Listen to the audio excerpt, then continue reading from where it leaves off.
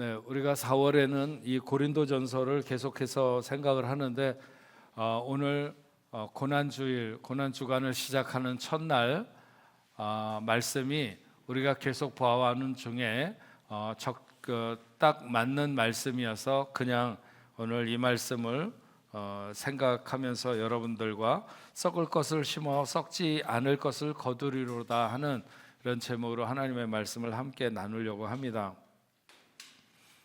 산다는 것과 죽는다는 것은 마치 우리 호흡의 들숨과 날숨 같은 것이다, 이렇게 생각합니다.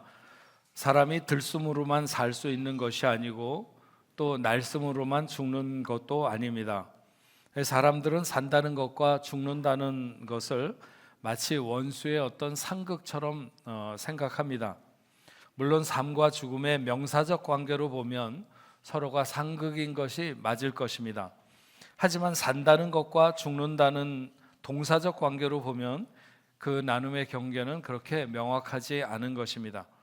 사람들은 죽지 않기 위해 산다고 하는 운명적 관계로 대부분 이해하며 살아가지만 사도 바울은 죽지 않기 위해 죽는다고 하는 의지적이거나 혹은 사명적 관계로 삶과 죽음을 받아들이는 것을 알 수 있습니다.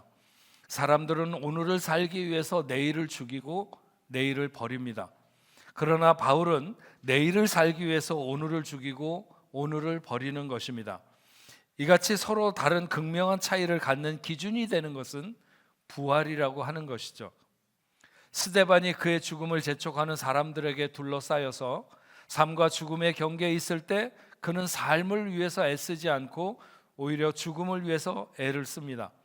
그는 그 삶과 죽음의 경계에서 열려진 하늘을 올려다보게 됩니다. 거기에 하나님의 영광과 자신을 영접할 준비를 하고 기다리고 계시는 예수님을 그가 보게 되죠. 바로 그 예수는 죽음을 이기시고 부활하신 분이십니다. 그는 달려드는 죽음이 겁나지 않았습니다.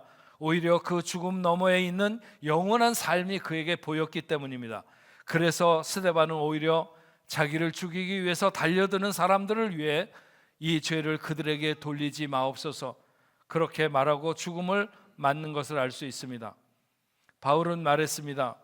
만약 죽은 자들이 살아나지 못한다면, 다시 말하면 부활이 없다면 우리가 그리스도 안에서 행하는 모든 행위들이 무슨 소용이 있겠는가?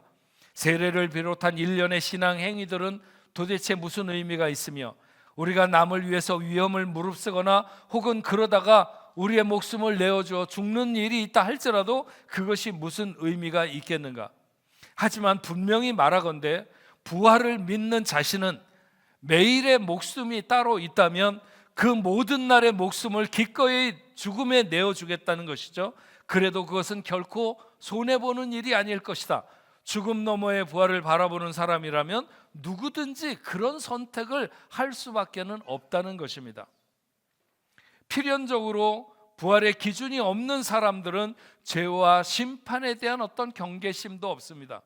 오늘을 산다고 하는 것에 모든 것을 걸고 살아갑니다. 성경은 이렇게 살아가는 사람을 악인이라고 말을 하고, 이 악인은 필연적으로 죄에 대해서 무디고 무감각할 뿐인 것이죠. 가난하게 살거나 불우하게 살아가는 사람이 세상에 불쌍한 사람이 아니고, 고난의 거룩한 의미를 모르고 살아가는 사람이 정말 불쌍한 사람입니다. 그 명확한 기준이 바로 부활에 있는 것입니다. 부활에 대한 소망이 있는가 없는가? 바울은 부활을 위해 오늘도 나는 계속 죽는다고 하는 그 죽음의 연습을 하면서 삶을 살았습니다. 사도 바울은 죽음과 부활의 관계를 좀 더 명확하게 하기 위해서 오늘 본문에서 씨와 열매에 관한 말씀을 하고 있습니다. 세상의 대부분 씨앗들이 그렇지만 그 씨앗으로 본래 그 열매를 이렇게 상상하기가 쉽지 않습니다. 제가 매일 아침마다 누가 좋다고 그래갖고 사과를 하나씩 먹습니다. 갈라라고 하는 사과를 특별히 제가 좋아하는데 4개짜리 한 팩을 아침에 사오면 매일 1개씩 그 4개 중에서 어떤 게 더 맛있을까? 조금 더 잘생긴 것을 이렇게 골라서 먹습니다. 생김새가 사과마다 조금씩 더 다르고 그 중에 조금 더 맛있어 보이는 것, 그게 그날 선택되는 것인데, 근데 어쨌든 간에 그렇게 먹으면서 나오는 사과씨는 대동소이합니다. 그 어떤 씨앗도 그것이 나중에 이런 사과 열매를 맺게 할 수 있는 그런 한 그루의 나무가 될 것이라고 하는 것을 상상하기가 어렵습니다. 그러나 분명 그 한 알의 까만 씨앗 하나가 한 그루의 사과나무가 되는 것이죠. 어떻게 보면 사과 씨앗과 수박 씨앗은 까맣고 조그마다는 것에 있어서 비슷합니다.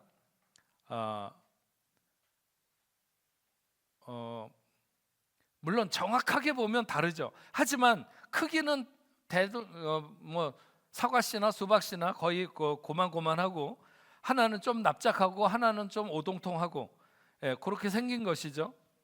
근데 여러분, 100개 중에 단 하나, 아니면 1000개나 10,000개 중에 단 하나도 사과씨가 수박이 열리게 하거나 수박씨가 사과나무가 되는 일은 결코 없습니다. 정확하게 사과씨는 사과나무를, 수박씨는 수박넝쿨을 나게 하는 것이죠. 중요한 것은 그 씨가 땅에 떨어져 죽는가, 죽지 않고 그대로 있는가 하는 것입니다. 3000년 전 이집트 피라미드 속에 벽씨가 하나 발견되었는데 3000년 동안 그대로 있었다는 거예요. 그것을 땅에 심으니까 거기서 생명이 있는 벼가 자랐다고 하는 것입니다. 작은 씨 하나가 죽지 않고 그대로 있으면 3000년이 흘러도 그대로 있는 것이고, 작년에 맺혔던 씨라 할지라도 땅에 떨어져 죽으면 그것은 많은 열매를 맺게 되는 것입니다. 왜 우리가 땅에 떨어져 죽어야 되는 하나의 미랄 같은 존재가 되어야 하는가 하는 것에 대해서 잘 말해준다고 생각합니다. 여러분, 인생의 가장 큰 두려움이 어디에 있을까요? 그것은 죽는다는 데 있습니다. 썩는 것이 죽음의 시작이고 온전히 썩는 것을 우리는 죽음이라고 부릅니다. 예수님의 제자들은 예수님의 죽음을 두려워했습니다. 부활의 아침에 예수님의 무덤을 찾았던 여인들도 예수님의 부활을 맞기 위해서 찾은 것이 결코 아닙니다. 죽은 예수께 모략의 향을 넣으려고 찾아갔던 것이죠. 그렇게 예수님의 제자들이나 예수님 주변에 있었던 사람들 중에 아무도 부활에 대한 기대를 하지 못했습니다. 그것은 죽음에 대한 두려움이 워낙 컸기 때문입니다. 자기들이 그 현장에 있었고 예수의 죽음을 목격했기 때문입니다. 그들이 맞고 있었던 부활의 아침은 그 예수의 시신이 더 썩고 더 부패하고 있는 그런 시간이 지나갈 뿐이었던 것입니다. 그런데 여러분, 부활이라고 하는 것이 얼마나 대단할까요? 그것은 모든 죽음과 두려움을 무용한 것으로 돌릴 수 있습니다. 죽음에 대한 두려움, 죽음에 대한 무거움, 죽음의 절망, 죽음의 슬픔, 이 모든 것을 다 아무것도 아니게 하는 것이죠. 뿐만 아니라 만약 부활이 없다면 우리가 믿는 믿음, 우리의 소망, 우리의 사랑도 또한 무용하게 됩니다. 그래서 바울은 그 부활을 위해서 자신은 기꺼이 죽겠다, 죽어도 괜찮다, 죽어도 살게 되는 것을 믿기 때문에 그는 기꺼이 그 길을 가겠다고 했고, 그렇게 살았고 그렇게 죽었습니다. 하나님은 각종 씨앗의 그 원래 모양의 전 과정을, 생명의 DNA를 담아 놓으셔서 어떤 씨든지 그것이 땅에 떨어져 죽으면 그 열매를 맺히게 되는 전 과정을 다시 시작할 수 있도록 해 놓으셨습니다. 그거 가만히 생각해 보면 정말 놀라운 신비가 아닐 수 없습니다. 사과나무 한 그루에서 사과가 열리기 시작하면 매년 몇 개의 사과가 열릴까요? 물론 어떤 것은 조금 적게 열리는 것도 있겠지만 정말 가지가 부러질 정도로 그렇게 점점 왕성하게 사과가 매년마다 열리는데, 그 사과 속에 들어있는 그 씨가 그 중에 하나가 또 그런 사과나무를 만든다고 하는 것이죠. 하나가 죽어 다시 살게, 다시 나게 하시는 하나님의 생명의 작용이 너무나도 놀랍습니다. 근데 바울이 이런 얘기를 하는 것은 어떤 씨앗의 부활, 즉 식물의 부활만을 말하는 것이 아니라 몸의 부활을 말하고자 하는 것입니다. 하나님이 그 뜻대로 각 종자에게 그 형체를 주신 것처럼 수많은 육체를 주셔서 그 육체가 죽음과 부활이 순환될 수 있도록 하셨다는 것입니다. 생명을 호흡하는 사람을 비롯해서 짐승과 새와 물고기, 그런 모든 생물도 자기 나름의 죽음과 새로남의 순환을 하나님이 정해 놓으셨어요. 하지만 바울은 여기서 그가 무슨 식물 도감이나 동물 도감을 이야기하려고 하는 것이 아닙니다. 그래서 그는 하나님이 그렇게 죽음과 부활 사이에 하나님의 영광의 어떤 의도가 있다는 사실을 말하는 것이죠. 삼라만상 온 우주의 모든 것에 하나님의 영광된 계획이 매우 다양하고 독특하게 들어가 있는데, 특히나 우리 인간을 향한, 우리 몸을 향한 하나님의 계획이 얼마나 신비하게 되어 있는 줄 아느냐 하는 것입니다. 바울은 이렇게 말합니다. 그러면서 바울이 여기서 좀 더 신령한 차원으로 자기의 얘기를 옮겨갑니다. 42절부터 보면 죽은 자의 부활도 이와 같으니 썩을 것으로 심고 썩지 않을 것으로 다시 살아나며, 욕된 것으로 심고 영광스러운 것으로 다시 살아나며, 육의 몸으로 심고 신령한 몸으로 다시 살아나나니 육의 몸이 있은즉 또한 영의 몸도 있느니라.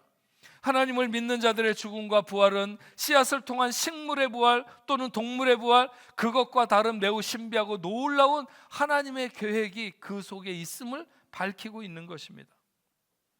썩을 것을 심고 썩지 않을 것으로, 욕된 것을 심고 영광스러운 것으로 살아나며, 육의 몸을 심고 신령한 몸으로 다시 살아나나니 육의 몸도 있고 영의 몸도 있다고 말씀하십니다. 첫째 아담은 어떤 육체가 되었으며 둘째 아담 예수는 어떤 영이 되었는가? 첫째 아담은 육의 사람이었지만 둘째 아담 예수는 신령한 사람이었다. 한 사람은 땅에서 나서 흙에 속한 사람이지만 둘째 사람 예수는 하늘에서 나서 하늘에 속한 자이다. 그런데 우리가 비록 흙에 속한 자로 흙에서 났지만, 그러나 하늘에 속한 자와 같이 하늘에 속한 자의 형상을 입게 되는 날이 올 것이라고 말씀하고 있는 것입니다. 우리는 오늘부터 시작해서 한 주간을 고난 주간으로 보내게 될 것입니다. 예수께서 이 땅에 오셔서 마지막 한 주간을 보내시려고 예루살렘 성에 입성하시던 오늘 수많은 사람들이 구름같이 몰려 나와서 호산나 호산나 다윗의 자손으로 오시는 이여 하면서 종려나무 가지, 여기도 그래서 이걸 아마 오늘 갖다 놓은 것 같은데, 이걸 흔들면서 다윗의 자손으로 오시는 이시여 하면서 그를 반겼습니다. 그들이 예수에 대해 거는 기대는 대단했습니다. 그리고 예수께서는 그들의 기대를 충족시키고도 남을 만한 넉넉한 능력이 있으셨습니다. 그들이 원하는 것이 무엇이든 그보다 훨씬 더 어려운 일이라도 충분히 이루실 수 있는 그런 능력이 예수에게 있었습니다. 그들을 정치적으로 억압하고 있는 로마의 통치자를 물러가게 하거나 아니면 아예 죽여버리거나, 그보다 더 큰 것이라면 로마가 절대로 이스라엘을 간섭하지 못하도록 하는 것, 그것은 고민할 필요도 없고 그야말로 예수가 가진 능력에 비하면 아무것도 아닌 일인 것입니다. 하지만 주님은 모든 사람들이 순식간에 등을 돌리게 만드는 그런 길을 택하셨습니다. 그것은 자신을 죽음의 자리에 내어주는 것이었습니다. 사람들이 생각할 때 그것은 너무 어이없는 일입니다. 아무것도 못하고 그 어떤 시도조차도 못해보는 무능하고 한심한 존재로 전락하는, 물론 사람들은 자기들의 죄를 위해 그분이 죽음의 자리로 그리고 십자가로 나가는 것을 알지 못했습니다. 그 누구도 그것을 예수에게 요구하는 사람이 없었습니다. 사람들은 자신들이 어디서부터 잘못되었는지도 인식하지 못했습니다. 도대체 구원받아야 되는 사람의 범위가 어디서부터 어디까지인지도 몰랐습니다. 그리스도의 사역은 단지 자기를 따르는 몇 명만을 위한 것도 아니고 그 시대에 살아가는 몇 사람을 위한 것도 결코 아니었습니다. 예수께서 십자가를 지시는 그 순간을 기점으로 해서 그 이전의 역사 속에 왔던 수많은 모든 사람을 위한 것이고, 예수님이 십자가를 지신 그 순간을 기점으로 해서 그 이후에 태어나는 모든 인생의 죄악을 송두리째 짊어지고 그 십자가의 길을 간다고 누가 짐작이나 했겠느냐는 것이죠. 그래서 사람들은 그를 멸시했고 그를 조롱했습니다. 네가 누구를 구원하겠다는 것이냐? 너나 구원해라. 하나님 아버지는 사람들이 어떤 반응을 보이실지, 자기 아들이 어떻게 십자가로 나가는지에 대해서 다 내다보고 계셨습니다. 그래도 그 길을 수정하지 않으셨고 그 길을 막지도 않으셨습니다. 그것만이 하나님이 스스로 사랑과 공의를 충족시킬 수 있는 유일한 길이라고 하는 것을 하나님 아버지가 아셨기 때문입니다. 하지만 하나님은 아들을 통해 고통이 단순히 죄의 형벌을 상쇄하려고 자기의 독생자를 십자가에 죽게 하신 것은 아닙니다. 하나님은 자기 아들을 믿는 모든 자를 부활의 생명으로 나게 하기 위해서 그 아들을 죽음의 길로 가게 하신 것이죠. 예수 십자가의 의미는 죽음에서 완성되는 게 아니라 부활에서 완성되는 것입니다. 만약 부활이 없다면 그분이 어떤 희생을 해서 그것이 얼마나 고귀한가 하는 모든 것을 다 떠나서 그것은 의미 없는 것입니다. 예수 십자가의 사건은 부활이 있었기 때문에 위대한 것이고 그것이 완성된 것입니다. 여러분, 창세기 22장에 보면 아브라함이 그 아들 이삭을 번제로 드리려고 모리아 산으로 가는 것이 나옵니다.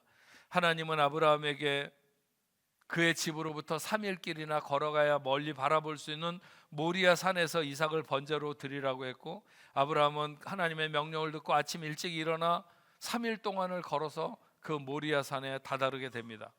번제단을 쌓고 나무를 벌려놓고 아브라함은 이삭을 결박했습니다. 그리고 그 아들을 잡기 위해 칼을 들었을 때 하나님이 아브라함을 급하게 불러서 그를 막으셨죠. 하나님은 아브라함의 전심을 알았고 아브라함의 중심을 보았습니다. 그 아들을 잡지 못하게 하셨고 그 순간에 뒤를 돌아보니 순양이 수풀에 걸려 있어 그것으로 아들을 대신하여 번제를 드렸습니다. 그 아들은 하나님 앞에서 죽은 것이나 마찬가지였습니다. 다만 하나님이 그 아들을 다시 살리신 것이죠. 이 사건은 우리에게 부활을 설명하기에 너무나도 충분합니다. 아브라함은 아들을 죽음에 내어놓았지만 하나님은 그 아들의 번제를 받으시고 그 아들을 살려놓으신 것입니다. 우리는 아브라함에게서 부활신앙이란 무엇인지에 대해서 우리는 배우게 됩니다. 자식을 죽음에 내놓는 것은 결코 간단한 일도 아니고 쉬운 일도 아닙니다. 자식을 죽음에 내놓기 위해서 아브라함이 걸어갔던 3일 길이야말로 주님이 무덤에 내려가 있었던 그 3일과 같을 것이라고 봅니다. 하지만 아브라함이 믿음으로 순종할 때 아브라함은 하나님이 받으시는 제사도 드렸고 자식도 살리는 부활의 역사를 맛보게 된 것입니다. 우리가 썩을 것을 심어 썩지 않을 것을 거둔다고 하는 것은 바로 이런 아브라함의 체험을 하는 신앙을 말하는 것이죠. 아브라함이 믿음의 조상이 된 것은 바로 이런 죽음으로 내려가는 고통 속에서도 하나님에 대한 믿음을 보일 때 하나님은 그를 세워서 믿음의 조상이 되게 하셨습니다. 썩을 것이라고 해서 버려도 좋을 것이라는 말이 결코 아닙니다. 어쩌면 그것은 정말 포기하기 어려운 것일 수도 있고 세상을 살아가는데 절대적으로 필요한 것일 수도 있습니다. 하지만 하나님이 요구하실 때, 하나님이 내려놓기를 원하실 때, 하나님이 놓으라고 말씀하실 때, 그때 우리는 그 썩어질 것을 내려놓고 믿음을 붙들어야 하며 그 썩어질 것을 버리기 위해 우리는 하나님 앞에 순종을 내보여야 하는 것입니다. 그때 그 썩어질 것이 썩지 않을 영원한 것으로 바뀌게 되는 것을 우리가 체험하게 될 것입니다. 하나님은 우리가 그런 경험 속에서 살기를 원하십니다. 그것이 부활의 신앙이고 그것이 결국 우리가 승리할 수 있는 생활이 되기 때문입니다. 우리 교회에 새가족반을 섬기는 분들, 1, 2부에서 새가족분을 섬기는 분들을 제가 늘 귀하게 생각하고 그들에게 늘 감사합니다. 사람들이 모두 새가족반을 섬기는 분들의 헌신이 굉장히 귀하다고 그런 얘기를 저한테 많이 하고, 그래서 목회자의 입장에서 굉장히 고맙게 여깁니다. 근데 여러분 그런 거 아시죠? 히랍 정교회 가면 이렇게 공간이 3개로 나눠져 있습니다. 이렇게 있고 또 하나 옆에 붙어 있고 방이, 그 다음에 또 하나가 붙어 있는데 첫 번째 방이 새가족방입니다. 새가족들을 위한 방. 두 번째가 이제 기존의 성도들이 예배하는 공간. 그 다음에 이제 하나 더 가는 데가 사제들이 있는 그런 공간. 이렇게 3개로 나눠져 있는데, 네. 그 새가족반에 들어가게 되면 천장에서부터 이렇게 벽 요 정도 사람 허리 정도 내려오는 데까지 온통 다 이렇게 네모난, 여기 천장에 있는 요 네모난 모양처럼 그런 것으로 그림이 가득 차게 이렇게 그려져 있습니다. 거기는 이렇게 말로 설명하기보다는 그림으로 보여주면서 이제 그것을 이야기하며 교육시키는 거죠. 새가족 교육을 시키는 것인데, 그 그림은 모두가 다 똑같은 결말을 가진 그림인데 사람이 죽는 모양을 그린 것입니다. 그래서 예수를 믿는다고 하는 것은 이 그림을 보는 것처럼 굶어 죽는 것을 의미한다. 그래서 사람이 그냥 빼빼 말라가지고 정말 밥을 굶겨가지고 이렇게 죽는 것, 그런 그림. 예수를 믿는다고 하는 것은 불에 타 죽는 것을 말하는 것이다. 예수를 믿는다는 것은 맹수의 밥이 되어 죽는다는 것이다. 예수를 믿는다는 것은 채찍에 맞아 죽는다는 것이다. 예수를 믿는다고 하는 것은 뜨거운 기름솥에 빠져 죽는 것이다. 예수를 믿는다고 하는 것은 목이 잘려서 죽는 것이다. 예수를 죽는다고 하는 것은 목이 매달려서 죽는다는 것이다. 하여튼 세상에 사람들이 죽을 수 있는 오만 가지 방법을 다 그림으로 그렇게 그려놓고 그것을 하나씩 다 설명해 가면서 새가족 교육을 시키는 거예요. 예수를 믿는다고 하는 것이 어떤 것을 말하는 거냐? 이렇게 죽는다는 것을 말하는 것이다. 그래도 예수 믿겠니? 그래도 예수 믿겠습니다. 오케이. 그 옆에 예수를 믿는다는 것은 이렇게 죽는 거야. 이렇게 고통스럽게 죽는 거야. 이런 방법으로 죽는 거야. 이렇게 자식 앞에서 죽는 거야. 부모 앞에서 죽는 거야. 그러면서 그냥 정말 그 새가족 방 안에 있는 모든 그림들을 다 하나도 빼놓지 않고 차례대로 가면서 그 모든 그림에 다 동의를 해야만이 그 사람이 새가족반을 통과할 수 있는 것이죠. 우리는 아무리 새가족반이 굉장히 좋아도 그 정도는 안 할 거예요. 안 해도 그냥 4주만 지나면 목사님 신방하시고 그냥 새가족 뭐 이렇게 여러분 뽕네프 가족 됐습니다 이렇게 하겠지만, 제가 힐합 종교에 갔을 때 예수를 믿는다고 하는 것은 무엇을 말하는가? 이런 것을 말한다. 이렇게 죽어도 예수를 믿겠는가? 믿겠습니다. 이래도 믿겠는가? 믿겠습니다. 그래서 그 방에 있는 모든 그림들을 하나도 빠짐없이 다 가면서 설명하고 그 주일에 끝나면 그 다음 주일에 와서 또 하고 또 하고 또 하고, 그래서 그 방에 있는 모든 그림, 내가 어떤 모양으로 죽든지 그래도 나는 예수를 믿겠습니다. 그렇게 할 때 그는 새가족을 끝내고 그 다음 방으로 넘어가게 된다고 하는 것입니다. 그 사람들에게, 그렇게 죽어도 예수를 믿겠다는 그 사람들에게 부활 외에 무엇이 소망이 될 수 있겠습니까? 그들은 썩어질 것을 심어서 썩지 않을 것을 거둔다고 하는 그런 믿음이 그들에게 확실히 있지 않다고 한다면 결코 새가족반을 넘어갈 수가 없는 것이죠. 사랑하는 뽕네프 성도 여러분, 신앙은 한마디로 죽어야 되는 것이고, 신앙은 한마디로 말하면 썩어진다는 것을 말하는 것입니다. 우리가 생명 있는 하늘의 미랄이라 할지라도 가만히 있으면 1000년이 지나도 그것은 가만히 있을 뿐인 것입니다. 그러나 죽으면 우리가 도저히 생각도 할 수 없는, 상상도 할 수 없는 많은 열매를 맺게 되는 것이죠. 각자 썩어질 것을 심는 것에 대해서 우리가 좀 더 담대하고, 썩어질 것을 우리가 버리는 것에 대해서 우리가 좀 더 담대해야 됩니다. 그러면 썩지 않을 영광스러운 것을 우리는 상상도 할 수 없는 풍성한 것으로 거두게 될 것입니다. 그래서 그런 고난의 주간, 썩을 것을 정말 심는 그런 고난 주간을 지나서 부활의 날에 모두 기쁨으로 생명의 환희가 넘치는 그런 날을 우리가 맞아야 하지 않겠습니까? 여러분 모두가 다 그렇게 되시기를 주의 이름으로 축원합니다. 우리 같이 찬양하겠습니다. 그가 오신 이유입니다.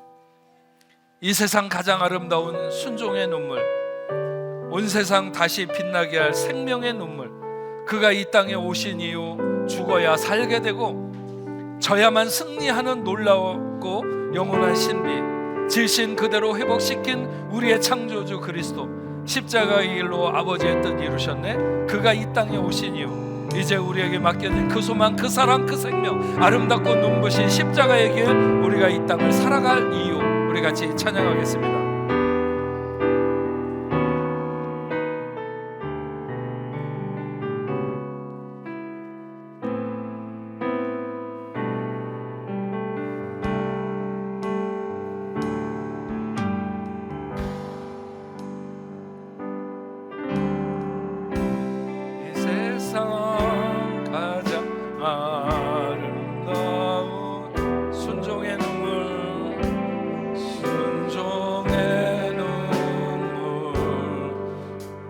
세상 다시 빛나게 한 세상 다시 빛나게 한 생명의 눈물 그가 이 땅에 오신 이유 그가 이 땅에 오신 이유 즐거야 되고 저야만 승리하는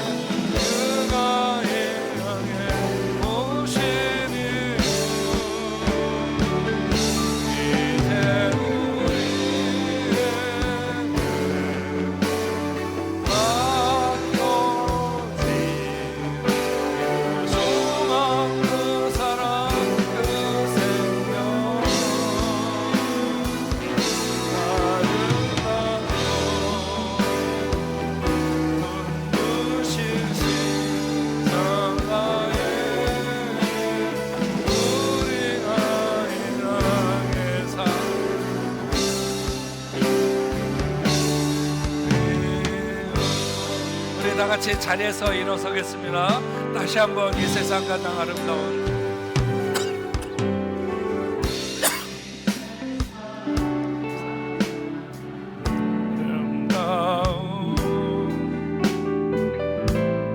순종의 눈물 온 세상 다시 빛나게 한 생명의 눈물 온 세상 다시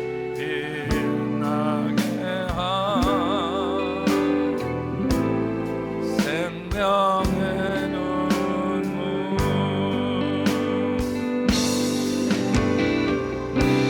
그가 이 땅에 오신 이유 죽어야 살게 되오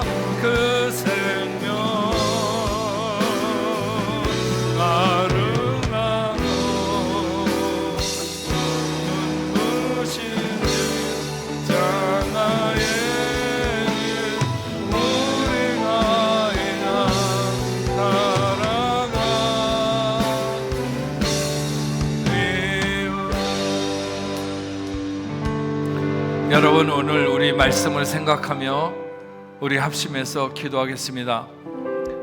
정말 우리가 과연 우리의 삶을 살아가는 동안에 썩어질 것을 심어서 썩지 않을 영원한 것을 오늘 우리 자신을 심어서 그리스도를 다시 나게 하는 그런 놀라운 부활의 기쁨을 우리가 누릴 수 있는지 다시 한번 오늘 마음에 결단하면서 하나님 기꺼이 아브라함처럼 순종을 심어서 정말 생명의 역사를 낳는 그런 귀한 삶을 살고 싶습니다. 하나님 우리에게 함께하여 주시옵소서. 그렇게 살겠습니다 결단하며 기도할 수 있길 바랍니다. 또 몸의 질병 때문에 고통받고 있는 사람이 있다면 하나님 이 시간 치료하여 주시어서 모든 질병이 물러가게 하시고 깨끗함을 받아서 하나님 앞에 영광 돌릴 수 있는 그런 삶이 될 수 있게 해달라고 우리 다 같이 주여 한번 외치고 간절히 기도하겠습니다. 주여, 아버지 하나님 감사합니다. 오늘도 아버지 하나님 저희들이 거룩한 주일에 하나님 앞에 나와서 아버지 하나님 고난주간에 우리에게 들려주시는 귀한 아버지 하나님의 말씀을 아버지 하나님 우리가 다시 한번 듣고 마음에 결단합니다. 아버지 하나님 우리가 정말 아버지 하나님 썩어질 것을 아버지 하나님 드리며 아버지 하나님 용기 있게 내려놓을 때 과연 아버지 하나님 우리를 살리시며 아버지 하나님 우리에게 생명을 보시는 하나님의 역사를 맛볼 수 있는 하나님의 귀한 자녀를 다 될 수 있도록 주여 도와주시옵소서. 그래서 예수 믿는 것이 살고자 해서 사는 것이 아니라 죽고자 할 때 살게 되는 그 놀라운 사실을 경험하는 우리 아버지 하나님 목내목의 모든 성도들이 될 수 있도록 주여 도와주시옵소서. 아버지 하나님 당신을 사랑하는 자녀들 특별히 아버지 하나님 어떤 질병으로 인하여 고통받고 있다면 이 시간에 예수의 이름을 붙들고 아버지 하나님 간절히 매달릴 때 하나님 치료하시고 회복시키시고 아버지 하나님 모든 질병을 물러가게 하시는 하나님의 귀한 역사를 체험하도록 주여 도와주시옵소서. 그래서 아버지 하나님 저들에게 아버지 하나님 어떤 질병도 아버지 없어가지 못하고 감사와 기쁨과 하나님을 찬양하는 찬양만이 아버지 하나님 없이 들려줄 수 있도록 주여 도와주시옵소서. 오늘 아버지 하나님 나오는 하나님의 귀한 자녀들이 아버지 하나님 부활의 날의 기쁨으로 주님을 맞을 수 있도록 아버지 하나님 부활의 아버지 녹차방에 되는 그 귀한 영광이 있도록 주여 도와주시옵기만을 간절히 바라옵니다. 우리를 치료하시는 하나님의 놀라운 역사가 오늘도 아버지 하나님 살아있어서 아버지 당신을 사랑하는 자들의 모든 죄를 깨끗하게 하시는 귀한 역사 주여 도와주시옵소서. 주님 함께 하실 수 있습니다. 아버지 하나님께서 하나님의 영광을 체험하게 하시고 하나님의 아버지의 뜻대로 살아가는 감사합니다. 귀한 자녀를 나게 하시고 아버지 하나님 도와주시옵소서. 아버지 하나님 위한 역사를 주여 도와주시옵소서. 주님 같이 하시옵소서. 온전히 취하시는 귀한 역사의 힘으로 온전히 주님 도와주시옵소서. 하나님 아버지 감사합니다. 오늘 고난주간이 시작되는 첫날에 아버지 하나님 주님 저희들이 썩을 것을 심어 썩지 않을 영원한 것을 얻게 되는 비밀을 저희들로 하여금 알게 하여 주옵소서. 우리는 가장 잘 살고자 할 때 잘 사는 것으로 착각하지만 그러나 가장 잘 죽으려고 할 때 우리가 살 수 있다는 사실을 알게 하여 주시옵소서. 예수의 죽음이 우리에게 그것을 보이셨고 우리도 그렇게 따라가서 우리의 아버지는 썩어질 것을 하나님 앞에 내놓으며 순종의 길을 간다면 하나님께서 우리의 삶에 풍성하게 이루실 놀라운 역사를 저희가 믿습니다. 이것이 믿는 자의 길인 것을 오늘 저희들로 하여금 깨닫고 알게 하여 주시옵소서. 당신의 사랑하는 자녀들 중에 질병으로 인하여 고통받거나 힘들어하는 하나님의 자녀들이 있습니까? 하나님 이 시간 찾아가 주시옵시고 오늘 저들을 두렵게 하는 모든 질병의 세력이 당신의 사랑하는 자녀들에게서 떠날 수 있도록 주여 도와주시옵시고 오늘 우리가 믿음을 가질 때 그 어떤 질병도 우리가 고칠 수 있거나 없거나 생각하는 아버지 하나님 그런 어떤 문제가 아니라 우리가 믿음을 가질 때 하나님께서 오늘도 우리의 모든 질병을 고치실 것을 믿는 귀한 역사가 있게 하여 주시옵소서. 예수의 이름으로 명하노니 나사렛 예수의 이름으로 명하노니 모든 질병이 당시에 사랑하는 자녀들에게서 떠날지어다 떠날지어다 떠날지어다. 하나님 정결하게 하시고 깨끗이 고쳐지는 귀한 하나님의 자녀들 다 되게 하여 주시옵소서.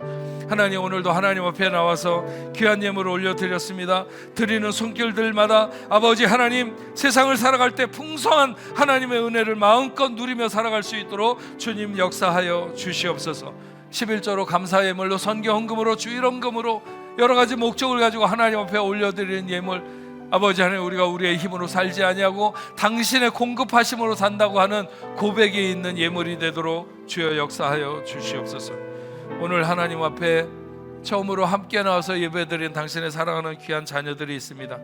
하나님 함께 하시되 송예림, 유은비, 서재은, 전우진, 온누리, 이영아, 이서영, 도지원, 손세훈, 사랑하는 귀한 자녀들, 하나님 어떤 일정 가운데 오늘 이 자리에서 함께 예배드리게 되었든지 하나님의 복받은 귀한 자녀들 되게 하시고 어디로 가든지 하나님 늘 동행하시며 저들의 삶을 섬세하게 돌보셔서 하나님 보시기에 기쁘고 감사가 넘치는 삶이 되도록 저들을 늘 인도하시고 저들을 통해 큰 영광 받으시옵소서. 우리 복내프 성도들 흩어져 있는 그곳에서 동일하게 은혜를 주시고 예배 다음 자리에 나올 때까지 하나님 동행하여 주옵소서. 이제는 우리 주 예수 그리스도의 은혜와 하나님 아버지의 크신 사랑과 성령님의 감화 감동으로 교통하심이 오늘 하나님 앞에 나와 예배하는 당신의 사랑하는 자녀들과 저들의 가정과 직장과 두고온 고국에 세계 만방에 흩어져 복음을 전하는 모든 선교사들과 사역제 위에 이제로부터 영원토록 함께 있을지어다. 아멘.